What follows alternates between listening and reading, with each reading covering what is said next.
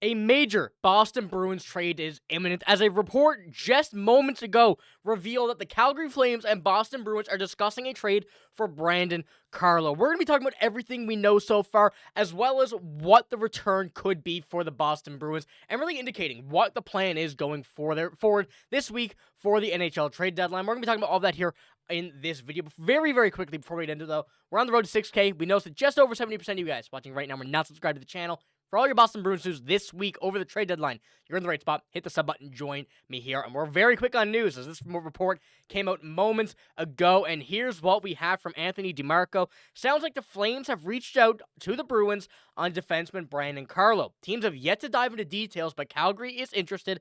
Not too many players on Boston's roster not available for the right price. And I mean, we've been looking at the few people that, the big names that have been guaranteed to be traded for the Boston Bruins. Trent Frederic isn't part of that list.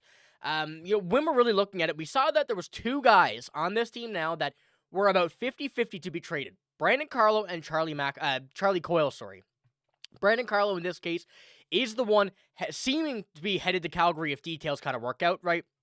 And as we do look at this potential trade, I'm a huge fan. This was a trade that needed to be made, or needs to be made, if they are going to head in the right direction with a retool. And looking at Brandon Carlo's current contract, which has 3 years left at $4.1 million, he's making a lot of money. And now, for what we've seen from him over the past few seasons, he's been pretty solid. But of course, this year has been a very big dud, a lot part due to the injury of Elias Lindholm. Realistically, Brandon Carlo was one of the biggest people to suffer from that injury, as well as Elias Lindholm. But Carlo certainly has not been the player we had hoped for this year, and neither has really any player on this team, if we're going to be honest. But clearing up Brandon Carlo's contract, freeing him up from that 4.1 and putting that into the Bruins roster is a major part of what the plan is seemingly, and what we've been hearing going forward, will indicate. The more money that they're going to have, the more they're going to be able to use to kind of retool this team in the offseason. And having these contracts right now at 4.1 and whatnot, where, you're going to see these head into the offseason, and there's a few more like that. Charlie Coyle is also another one along the lines of this kind of style of contract that the Bruins need to get rid of here if they want to do a proper retool.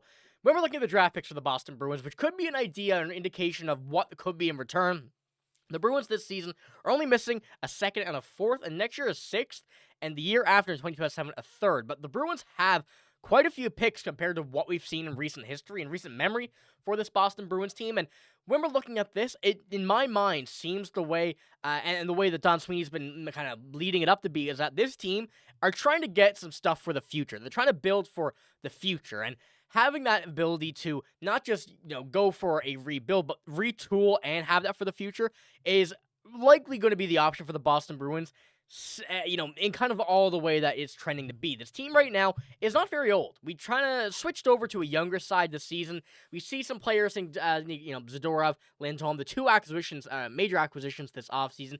Not on the youngest side, but when you're pairing a lot of these younger guys that will have that talent in a couple years and be at that NHL level in a couple years, these 3 years of picks right here will be those likely options. So the Bruins could look to add here on this option, because when we're looking at the defense as well, there is a bit of a concern. Trading Brandon Carlo leaves this right side very empty, with Charlie McAvoy being left out of this lineup due to that procedure, surgery, whatever it was, on his shoulder at the Four Nations face-off. And this could also lead to a return of another right-handed defenseman from the Calgary Flames. Now, I don't have any examples here right now, but we know the Flames are pretty deep. They don't have the most deep roster. They don't have the best current NHL roster, but they're looking to add, and it seems like they're kind of in this mode of a buy now or conservative buyer, where they're looking to add more right now than keep those younger players on this roster. And we know Brandon Carlo has not been a part of, a major success story this season, but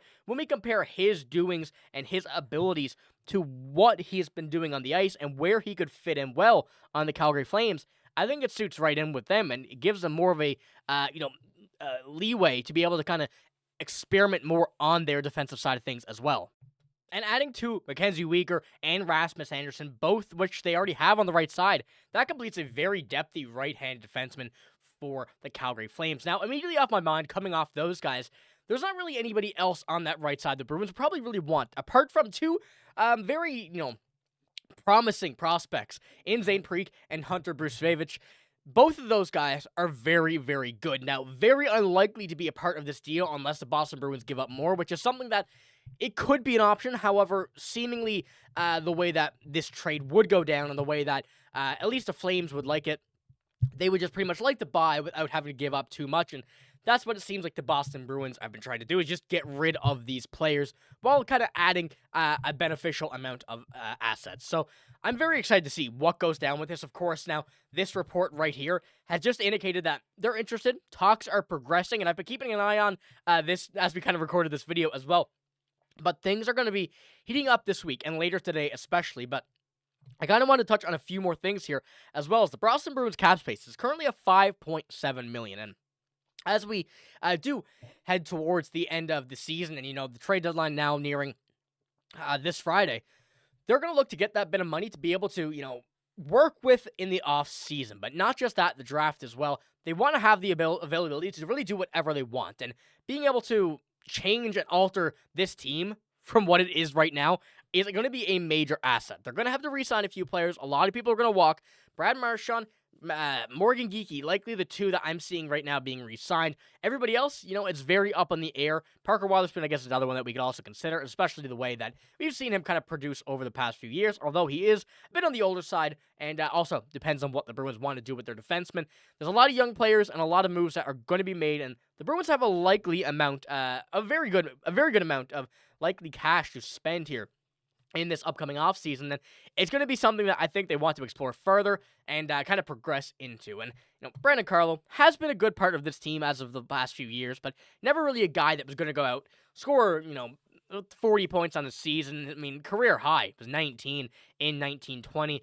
And, a big defensive aspect for him, or a big asset of his game, is his defense, of course. And that will be a very big suit for many teams. And now, especially with Seth Jones off the market, Brandon Carlo's stock rose quite a bit, and seeing what the Chicago Blackhawks got for Seth Jones, we can kind of get an idea and a perspective about Brandon Carlo and what he will garner in that aspect of things. But I want to know what you guys think about a trade that we're looking at right here. Of course, it's an interesting one with Brandon Carlo, knowing that he's not at his top value right now, but is a player that if the Bruins do want to actually commit to a retool, they will need to trade him and Charlie Coyle. So it does seem like that is it, and now this kind of almost confirms it, if it hasn't been already, that the Bruins are waving the white flag here in this, this horrible, horrible season. So let me know what you think about this trade. I'm very curious to see what you guys say. I think this is another very good one. Trading him to the West especially won't make him haunt you, which we've seen quite a bit over the past few seasons. You get rid of a player, they will be back and scoring many goals against your team. But that's all I got for this video. Let me know what you think down in the comments below. That's all I got. Thanks for watching. Hope you have a great day. See you later.